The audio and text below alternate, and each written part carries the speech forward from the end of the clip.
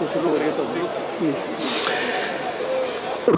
پر نور پہ کچھ اور بھی انوار آئے، لے کے قرآن جو حرا سے میری سرکار آئے۔ رخ پر نور پہ کچھ اور بھی انوار آئے، لے کے قرآن جو حرا سے میری سرکار آئے، لے کے قرآن جو حرا سے میری سرکار آئے۔ سارے نبیوں میں نہ تو تج ہو، نرالی ان کی باندھ کر ختم نبوت کی وہ دستار آئے، باندھ کر ختم نبوت کی وہ دستار آئے، لیکن قرآن جو حرا سے میری سرکار آئے۔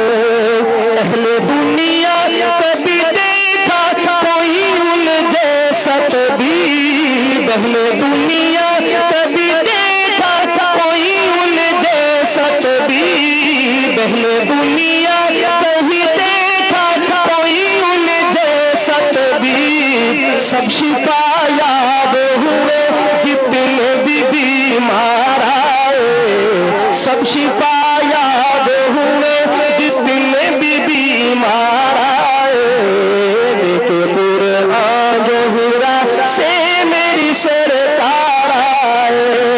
رخ پوری نور پہ کچھ اور بھی انوار آئے، لیکن قرآن جو حرا سے میری سرکار آئے۔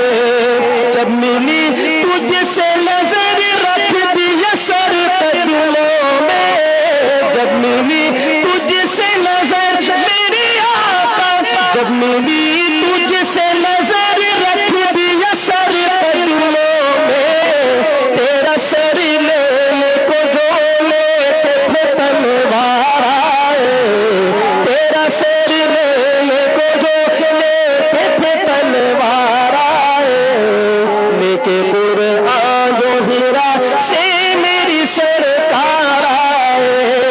گفتگو میٹھی حیا آنکھوں میں روشن چہرہ، گفتگو میٹھی میرے آقا کی، گفتگو میٹھی حیا آنکھوں میں روشن چہرہ، جو بھی ایک بار ملے تجھ سے وہ دل ہار آئے، جو بھی ایک بار ملے تجھ سے وہ دل ہار آئے، لیکن قرآن جو حرا سے میری سرکار آئے۔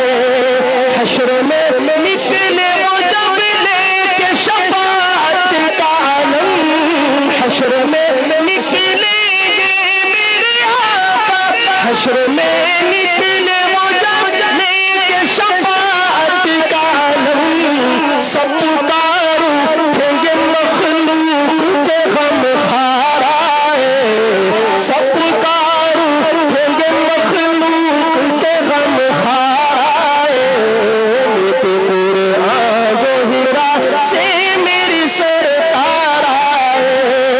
میں تو کہتا ہوں ابو بکر کی معراج تھی وہ، میں تو کہتا ہوں ابو بکر کی معراج تھی وہ، گوش پر لے کے انہیں جب وہ سرے غار آئے، لیکن قرآن جو حرا سے میری سرکار آئے۔ اے امی ان کا کرم ہے کہ دل ان کا ہی رہا۔ ایک دفعہ سارے مل کے بولے سبحان اللہ، اتنی ڈھیلی آواز نہیں، ذرا بلند آواز سے کہے سبحان اللہ۔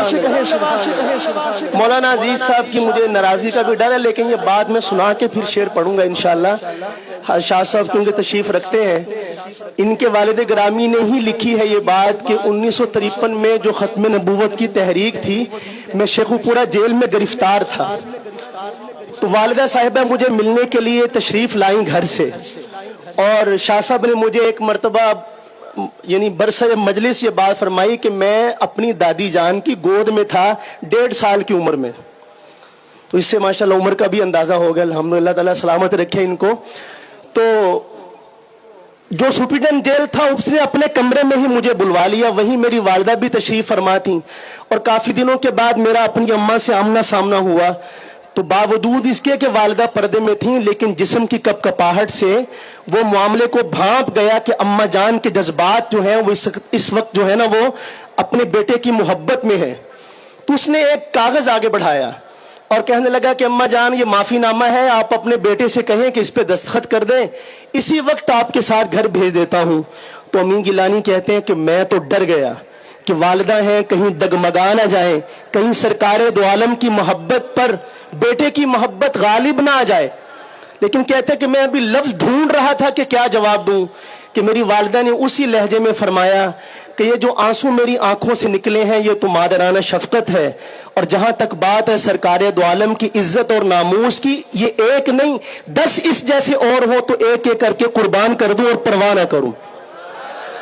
تو امین گیلانی کہتے ہیں کہ میں اپنی ماں سے لپٹ گیا فرط جذبات میں. اور اگلا جملہ میں نے امین گیلانی صاحب کے جذبات کی ترجمانی کی کہ اللہ تعالیٰ نے محبت کرنے والی ماں بھی عطا فرمائی اور محبت کے تقاضوں کو جاننے والی ماں عطا فرمائی کہ کہاں کس تقاضے کو ترجیح دینی ہے.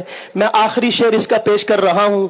مہمان خصوصی ہم سب کے قائد تشریف فرما ہے, دونوں ہاتھوں پہ رکھ کے ان کی خدمت میں یہ پیش ہے. ایسے بھی مرحلے آتے ہیں, امین گیلانی کیا پیغام دیتے ہیں. اے امین ان کا